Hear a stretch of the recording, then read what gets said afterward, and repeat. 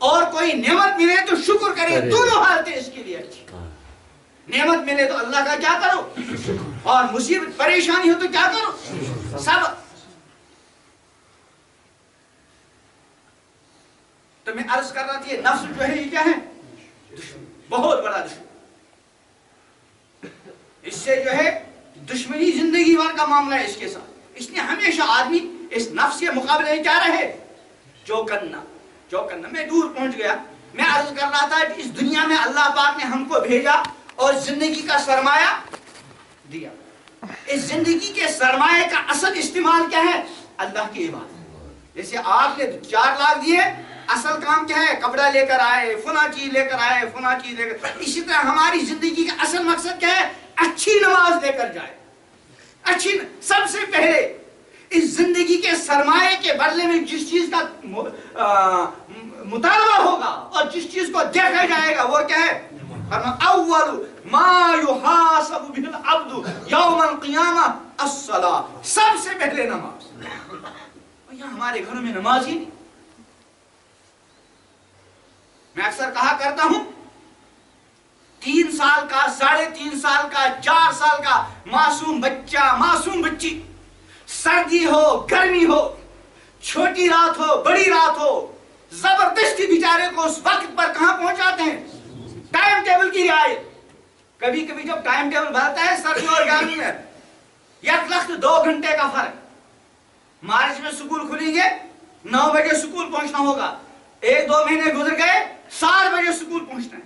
اب ظاہر بات ہے جو 9 بجے سکول گیا تھا 7 بجے اس کو اٹھنا پڑتا، اب جو دوسرے دن 7 ہی بجے سکول جانا ہے تو کتنے بجے جاگے گا، 5 بجے۔ اور رات کون سی، گرمیوں کی چھوٹی ہوتی ہے کہ بڑی، اب تو اتنی بڑی رات ہے آدمی سوتے سوتے تھک جاتا ہے، اور گرمی کی رات بالکل چھوٹی، بڑوں کی نیند پوری نہیں ہوتی، معصوم بچے کی کہاں ہوگی، لیکن زبردستی اٹھا رہے ہیں 3 ساڑھے 3 سالہ 4 سالہ معصوم بچے کو، معصوم بچی کو، اور ٹائم ٹیبل کی رعایت کرنا۔ 2 گھنٹے کا ٹائم ٹیبل بدلا اچانک، لیکن گھر کے اندر فوراً سارے بچے جو کل 7 بجے جاگے تھے آج وہ 5 بجے اٹھ چکے۔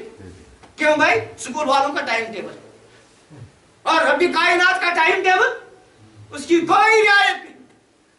حالانکہ رب کائنات نے ٹائم ٹیبل بدلنے میں بندوں کی بہت رعایت کی۔ 2 گھنٹے اللہ کے ہاں بھی کبھی کبھی کا فرق ہوتا ہے، لیکن رب کائنات نے ان 2 گھنٹوں کی تبدیلی 2 مہینے میں کی، روزانہ 1-1 منٹ ہوتا ہے نا۔ میقات صلاۃ آپ کے یہاں ہے نا، صبح شادی کا معاملہ ہو، طلوع آفتاب کا معاملہ ہو، غروب آفتاب کا معاملہ ہو، نصف النہار کا معاملہ ہو، 1-1 منٹ کا فرق پتہ بھی نہیں چلتا۔ اتنی رعایت کی رب کائنات نے۔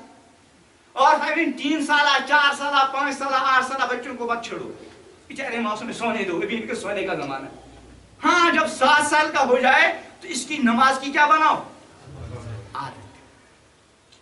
اور 3 سال تک عادت بناتے بنے مارنا نہیں۔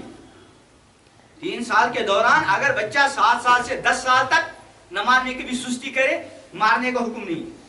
ہاں جب 10 سال کا ہو گیا، اب اگر تھوڑی بہت گڑبڑ کرنے لگے سستی، اب تھوڑی بہت کیا دے دو، سزا۔ لیکن عجیب معاملہ ہے، وہاں تو 3 ساڑھے 3 سالہ بچے کو سونے نہیں دیا، ٹائم ٹیبل کی رعایت۔ اور رب کائنات کی سے ٹائم ٹیبل متعین، 18-20 سال کا جوان بچہ جوان بچی جانوروں کی طرح سوئے ہوئے ہیں، ان کو بیدار کرنے کی ضرورت ہی نہ سمجھی جا رہی۔ حالانکہ رب کا منادی روز ندا دیتا ہے، بلاتا ہے، حی علی الصلاۃ حی علی الفلاح الصلاۃ خیر۔ میں اکثر کہا کرتا ہوں اگر آج حکومت اعلان لگائے نا رات کے 11 بجے کہ بھائی یہ جو نمازی لوگ ہوتے ہیں نمازوں کے پابند، یہ زیادہ ہم کو ستاتے نہیں، حکومت کے ذہن میں مسئلہ آ گیا، اس لیے حکومت نے اعلان کر لیا رات کے 11 بجے کہ بھائی کل سے جو 5 وقت کی نماز پابندی کے ساتھ مسجد میں ادا کرے گا، ہر نماز پر 30-30 روپے مقرر۔ حکومت کے کسی معتبر وزیر نے، جو ان کے نظر میں معتبر ہوگا، اس نے اعلان، اور کب کیا ہے نا، رات کے 11 بجے۔ گھر کے جو بچے تھے 8, 10, 12, 15 سال وہ سو چکے تھے، ابا جان کیا کہیں گے، صرف ابا جان نے سنا، گھر کے بڑے نے فوراً جگہ کے بیٹا ابھی تازہ اعلان ہوا ہے کہ کل سے جو 5 وقت کی نماز مسجد میں ادا کرے گا ہر نماز پر 30 روپے ہیں، 5 نمازوں پہ 150 روپے. ہمارے گھر میں 5 آدمی ہیں تو کتنے سو ہو گئے؟ 750. اور مہینے کی کتنے ہو گئے؟ حساب لگائے گا. رات ہی کو حساب شروع ہو گیا. اور آپ کی یہ جو مسجد ہے نا کتنے گھر اس سے آس پاس ہیں جو اس مسجد سے منسلک ہیں؟ تقریباً مسجد سے منسلک کتنے گھر ہیں؟ 100. ہر گھر میں سمجھدار 10 سال یا اس سے اوپر کتنے ہوں گے؟ 3-4 تو ہوں گے ہی. 3 ہی سمجھ لو تو کتنے ہو گئے؟ 300. فجر میں کتنے ہوتے ہیں؟ 20-22 آدمی. اگر آج رات کو اعلان ہو گیا نا وہ پورے 300 مسجد میں ہوں گے. اوپر نیچے مسجد کیا ہوگی؟ بڑی ہوئی. کس لیے؟ 300 روپے. حالانکہ ضروری نہیں کہ حکومت اگر کل حکومت گر گئی ان کا وہ اعلان بھی کبھی ہوتا نا بے اعتمادی کچھ ممبروں نے شروع کر لی وہ اعلان ختم. اب پچھتا نہیں یار ہم نے انا للہ و انا پچھتا کس پر رہے کہ بھائی نماز پڑھ تو لی تھی لیکن جس مقصد کے لیے وہی نہیں ملا. تو 30 روپے کی اہمیت اور جنت کی کوئی اہمیت نہیں. اور جنت میں جانے کا مدار ایمان کے بعد سب سے زیادہ کس پر ہے؟ قرآن نے ارشاد فرمایا ہے کہ جب جنتی جنت میں جائیں گے اور جہنمی کہاں جائیں گے؟ اللہ تعالیٰ بچائے. اللہ نے آخرت میں 2 جگہ رکھی ہے، کوئی تیسری جگہ نہیں. ایک جنت اور دونوں بہت بڑے. اور دونوں کے ساتھ اللہ نے وعدہ کیا ہے جہنمی جہنم میں جائیں گے. جتنوں کو جانا ہوگا سب جائیں گے لیکن جہنم بھرے گی نہیں. اللہ فرماتے ہیں یوم نقول لجہنم حل امتلأت فتقول حل من مزید. جس دن ہم جہنم سے کہیں گے ارے جہنم تو بھر گئی، کیا کہے گی؟ فتقول حل من مزید، نہیں کچھ اور ہے؟ یعنی میں نہیں بھری. حدیث میں آتا ہے اللہ اپنا قدم جہنم کے دہانے پر رکھ دیں گے اور جہنم کہے گی قط قط بس. اب اس قدم رکھنے سے کیا مرے تو اللہ جانے. اس کو کہتے ہیں متشابہات. قرآن میں ہے فیہن آیات محکمات ہن ام الکتاب واخر متشابہات. کہ قرآن میں کچھ آیات تو محکمات ہیں، وہی اصل بنیاد ہے احکام کی، ان کو سمجھنے کی ضرورت ہے. واخر متشابہات، اور بقیہ آیات متشابہات کے قبیل سے ہیں. ان پر ایمان تو لائیں گے، ان میں خود کرے بس یہ قدم رکھنا. اب اس سے کیا مراد وہ اللہ جانے. جسے قرآن پاک میں ہے ید اللہ فوق ایدیہم، اللہ کا ہاتھ ان کے ہاتھوں کے. حدیبیہ کے موقع پر امام الانبیاء حضرت محمد عربی علیہ السلام نے صحابہ سے کیا لی؟ بیعت. تو اس موقع پہ اللہ پاک نے کیا فرمایا؟ ید اللہ فوق ایدیہم، کہ اللہ کا ہاتھ ان کے ہاتھوں کے اوپر. اب اللہ کے ہاتھ سے کیا مراد؟ اس میں خود قریت کرنا جائز. وَهُوَ مَعَكُمْ، اللہ تمہارے ساتھ ہے، اَيْنَمَا، جہاں کہیں تم ہو. اللہ خود فرماتے ہیں کہ میں تمہارے ساتھ ہوں. اللہ تمہارے جہاں کہیں بھی تم ہو. ہمارا ایمان ہے کہ اللہ ہمارے ساتھ ہے ہر جگہ. اب اس کی کیفیت کیا ہے؟ اس میں خود قریت. وَهُوَ ثُمَّ اسْتَوَىٰ عَلَى الْعَرْشِ، اللہ کہاں ہے؟ مستوی علی العرش. ایمان اس کی کیفیت کیا ہے ہم نہیں جانتے. ہم رات کا آخری تہائی ہوتا ہے، اللہ آسمانی دنیا پر کیا فرماتے ہیں؟ نزول. اور بندوں سے مخاطب پر ندا ہوتی ہے کوئی گناہوں کی معافی مانگنے والا ہم اس کو معاف کریں، ہے کوئی مانگنے والا اس کو عطا کروں، ہے کوئی محتاج اس کی ضرورت کو کیا کریں. اب آسمانی دنیا پر نزول فرمانے سے کیا؟ پھر یہ متشابہات. فَأَمَّا الَّذِينَ فِي قُلُوبِهِمْ زَيْغٌ، جن کے دلوں میں کجی ہے، فَيَتَّبِعُونَ مَا تَشَابَهَ، وہ ان متشابہات کے پیچھے پڑ جاتے ہیں. ارے اللہ ہر جگہ، کیا مطلب ہے اس کا؟ ہوتے نا کچھ لوگ آج کل گھوم رہے ہیں، پھر رہے ہیں، گمراہ کر رہے ہیں لوگوں کو. اللہ تعالیٰ ہر جگہ ہے، کیا مطلب؟ وہ گستاخیاں کرتے ہیں کہ باتھ روم جاتے ہو فلاں، کیا اللہ الیاذ باللہ الیاذ باللہ. قرآن نے فرمایا فَأَمَّا الَّذِينَ فِي قُلُوبِهِمْ زَيْغٌ، جب کوئی ایسا کہے نا اور لوگوں کے اندر انتشار پیدا، سمجھ لو اس کے دل کے اندر کجی ہے. اللہ نے اعلان کیا فَأَمَّا الَّذِينَ فِي قُلُوبِهِمْ زَيْغٌ، جن کے دلوں میں کجی ہے، فَيَتَّبِعُونَ مَا تَشَابَهَ، وہ متشابہات کے پیچھے پڑ جاتے. کیوں؟ ابتغاء الفتنہ، ان ان کا مقصد کیا ہوتا ہے؟ فتنے برپا کرنا. فتنے کے متعلق فتیل اللہ نے ان کو قرار دیا. وابتغاء تاویلی, اور اس کی تعویل تلاش کر رہے ہیں کہ بھئی اس کا مطلب یہ ہے, اس کا مطلب یہ ہے, اس کا یہ تعویل کر رہے ہیں. اور اللہ کیا فرماتا ہے؟ وما یعلم تاویلہ الا اللہ, حالانکہ اس کی تعویل اللہ کی سوا کوئی نہیں جانتا. والراسخون فی العلم, ہاں جو علم کے اندر راسخ ہیں, جن کو علم میں وہ کہتے ہیں کل من عند رب, وہ کہتے ہیں ہم سب کی پر ایمان لائے سب ہمارے رب کی طرف سے, خود کو یہ نہیں. تو بہرحال اللہ جہنم کے دہانے پر کیا رکھیں گے؟ جہنم کیا کہیں گی؟ بس.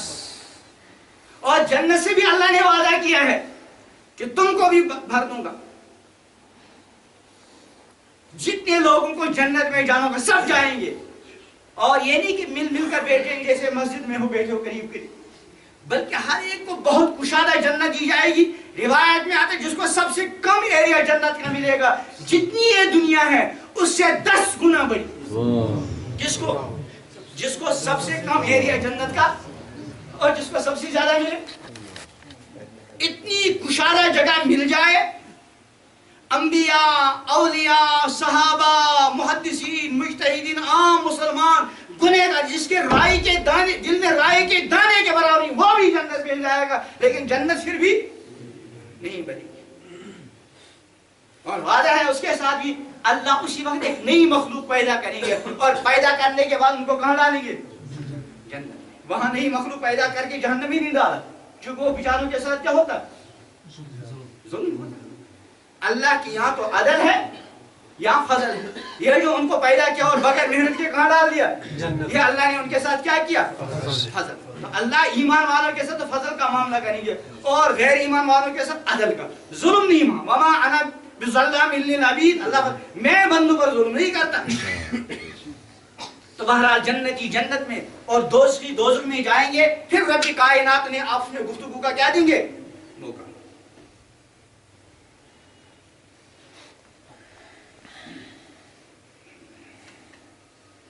اب جنتی جہنمی سے دریافت کریں گے کیا؟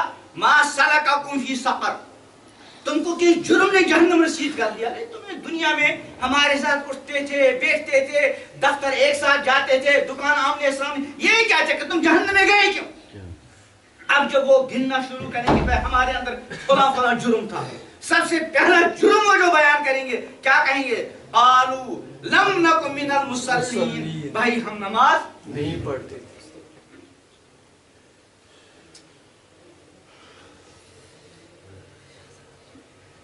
ہمارا بچہ پڑھنے میں ذرا سی سستی کرے, غفلت کرے, ٹیوشن نہ جائے, سارا گھر پریشان.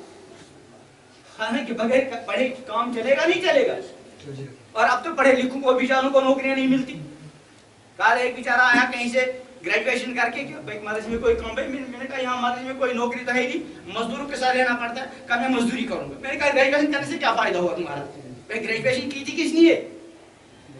اب جو عموماً پڑھا جاتا ہے, کہ پڑھنے کا اصل مقصد گریجویشن نہیں, پڑھنے کے بہت مقاصد, لیکن عموماً جو آج کل پڑھا جاتا ہے کس لیے پڑھا جاتا ہے؟ روزگار اور نوکری ملازمت کے لیے, اور وہ اکثر کو ملتی نہیں. تو بچہ پڑھنے میں, ٹیوشن جانے میں ذرا سی غفلت برتے, سارا گھر پریشان. لیکن نماز میں سستی, تلاوت میں سستی, اور صبح اٹھنے میں سستی, اللہ سے مانگنے میں سستی, تقوی میں سستی, پرہیزگاری میں سستی, روزے میں سستی, ایسی خوشبو آئی. یہ مومن کی شان نہیں. مومن سب کچھ برداشت کر سکتا ہے اپنے بچے کے بارے میں, لیکن اپنے بچے کا بے نمازی ہونا مومن برداشت کے لیے مومن کی شان نہیں.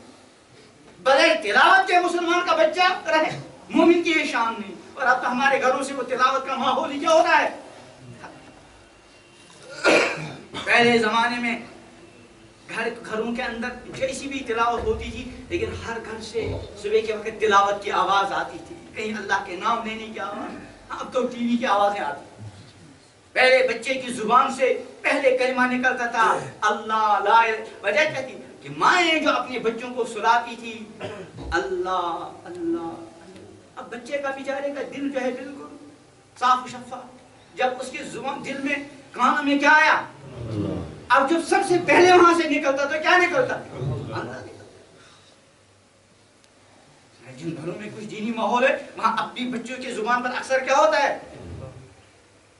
بے دین جو گھر ہیں وہاں تو 18-15 سال کا بچہ نماز نہیں پڑھتا، اور جن گھروں کے اندر مائیں نمازی، باپ نمازی، بہنیں نمازی، بچیاں نمازی، اور 1.5 سال کا بچہ، 1 سال کا بچہ کبھی کبھی بس جائے نماز پر سجدے میں پڑ جاتا ہے.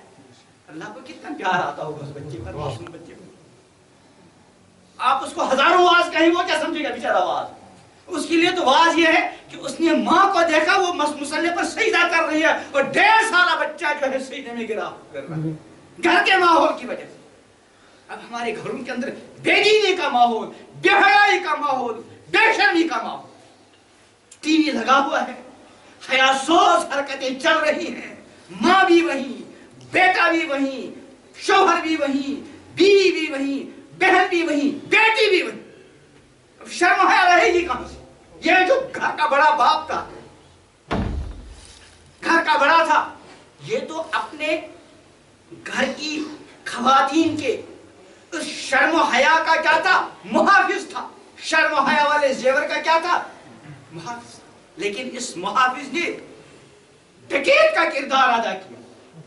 شرم و حیا کی حفاظت تو کیا کرتا؟ شرم و حیا کا جنازہ نکالنے والی فیکٹری ٹی وی اس نے اپنے گھر کے ایک کمرے میں رکھ دی.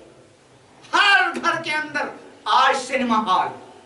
سینما ہال میں جو کچھ ہوتا تھا پہلے اس سے زیادہ حیاسوز حرکتیں ٹی وی میں ہوتی ہیں، نہیں ہوتی؟ اور شاید کچھ کوئی گھر ایسا ہو جس گھر کے اندر ایک کمرہ سینما ہال نہ. مسجدوں کے لیے کوئی کمرہ نہیں. حالانکہ اگر کسی گھر کے اندر ایک کمرہ چھوٹا ہی صحیح اس کو مسجد کی شکل دے، وہ مسجد تو نہیں بنے گی شرعی، لیکن اس کو مسجد کے انداز میں بنا لیا، مصلی 2-4 رکھ دیے، قرآن پاک رکھ دیے، رحم رکھ دی، ایک اس کا اپنا اثر ہے. جب والدہ، جب بچی، جب اہلیہ، جب بہن وہاں جائے گی تو جاتے ہی اس کا ایک اثر پڑے گا. وہ ہوتا ہے ہی. اب خود سوچیں جتنے یہاں یہ سب ماشاءاللہ دین سے تعلق رکھنے والے لوگ ہیں، جبھی تو مسجد میں آئے اور 1 گھنٹے سے بات سن رہے ہیں، یہ دین کا ہی اثر ہے. لیکن یہ جو دینداروں والا حلقہ ہے یہ بھی دیکھیں اپنے کو، مجھے کسی کے بارے میں معلوم نہیں کہ کون سا گھر ایسا ہے جس کے گھر کا ایک کمرہ سینما ہال بنا ہوا ہے، اور کون سا خوش نصیب گھر ایسا ہے جہاں ایک کمرے کو بطور مسجد کے رکھا گیا. تو میں عرض کر رہا تھا، شروع میں مثال سے بات شروع کی. آپ نے اپنے بچے کو 4 لاکھ روپے دے دیے، دہلی بھیجا، پھر اس نے بچے نے کیا کہا کہ مجھے کرایہ بھی چاہیے، کھانے پینے کا. آپ نے کیا کہا؟ اسی میں سے نکال. لیکن اصل جو آپ نے سرمایہ دیا کس نے دیا؟ مال لانے کے لیے. اسی طرح اللہ پاک نے ہم کو جو زندگی کا سرمایہ دیا یہ اپنی بندگی کے لیے، اس کے بدلے میں اللہ کو نماز، کم از کم ہماری زندگی میں 5 وقت کی نماز تو ہو ہی، وہ تو اللہ پاک نے لازم قرار دیا، اس کے بغیر نہیں. امام الانبیاء محمد عربی علیہ السلام نے ارشاد فرمایا ہمارے اور غیروں کے درمیان فرق کرنے والی چیز کیا ہے؟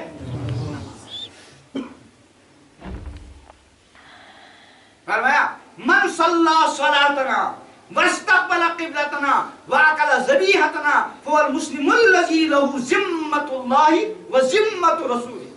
جس نے ہماری جیسی نماز پڑھی، ہمارے قبلے کا استقبال کیا، ہمارا ذبیحہ استعمال کیا، وہ ایسا مسلمان ہے کہ اس کے لیے اللہ کی ذمہ داری اور رسول اللہ کی ذمہ داری، اور جس کے پاس یہ نہیں اس کے لیے کوئی ذمہ داری. تو ہم میں سے ہر ایک سوچے کہ اللہ پاک نے جو مجھے زندگی کا سرمایہ دیا تھا، اس میں سے جو یہاں مجمع ہے، کسی کی زندگی کے 30 سال گزر گئے، کسی کے 40، کسی کے 50، کسی کے 60 سال. سوچے کہ یہ جو زندگی کا سرمایہ گیا اس کے بدلے میں مجھے ملا کیا؟ میں اکثر ایک وہ مسئلہ پیش کرتا ہوں کہ کچھ پانی کے لیے کیا کرنا پڑتا ہے؟ کچھ کھونا پڑتا ہے. یعنی آدمی کے پاس کچھ سرمایہ ہے 2 لاکھ 4 لاکھ روپے، اب وہ چاہتا ہے کہ مجھے اچھی تجارت بن جائے اور یہ آمدنی خوب ہو. اب سب سے پہلے اس کو کیا کرنا پڑے گا؟ ان 4-5 لاکھ روپے کو کیا کرنا پڑے گا؟ کھونا. اس کے بدلے میں کپڑا لائے گا، کوئی اور چیز لائے گا. بہرحال اس وقت جو 5 لاکھ روپے اس کو وہ کچھ بھی کر سکتا تھا، لیکن اس نے کھو دیا. کس لیے دیا کھو؟ پانی کے لیے، تاکہ کچھ پاؤں. لیکن ہر آدمی سوچتا ہے کہ کہ بھائی 5 لاکھ روپے میں کھو تو جا رہا ہوں، کھونے جا رہا ہوں، ذرا دیکھوں کہ اس کے بدلے میں مجھے ملے گا کیا، ہے نا؟ اسی طرح ہم نے اپنی زندگیاں کھوئی، بہت کھوئی، کسی نے ابھی تک 40 سال کھوئی، کسی نے 50، کسی نے 10، کسی نے 20۔ اللہ بھی فرماتے ہیں کہ ذرا دیکھو اب تک جو زندگی تم نے کھوئی اس کے بدلے میں پایا کیا۔ اب آدمی کہے گا میں نے نوکری پائی، ملازمت پائی، بنگلہ پایا، دکان پائی، عہدہ پایا، منصب پایا، عزت پائی، شہرت پائی۔ اللہ فرمانے میں یہ نہیں پوچھتا، فرمایا یا ایھا الذین آمنوا اتقوا اللہ، ایمان والو اللہ سے ڈرو، ولتنظر نفس ما قدمت لغد، ہر ایک سوچ نے اب تک اس نے کل کے لیے کیا آگے بھیجا ہے۔ بنگلہ بنایا تم نے لیکن یہ کل وہاں سے نہیں ملے گا، ڈگری ملی تم کو یہاں لیکن وہ کام نہیں آئے گی، بہت دکانیں بنائی، پوری مارکیٹ تمہاری ہے، لیکن ان میں سے کوئی چیز میں یہ بتا رہا ہوں، یہ حکم دے رہا ہوں کہ یہ سوچو کہ کل کے لیے اب تک کیا آگے بھیجا ہے۔ یہ مال پاس نہیں رہے گا یا ساتھ جائے گا۔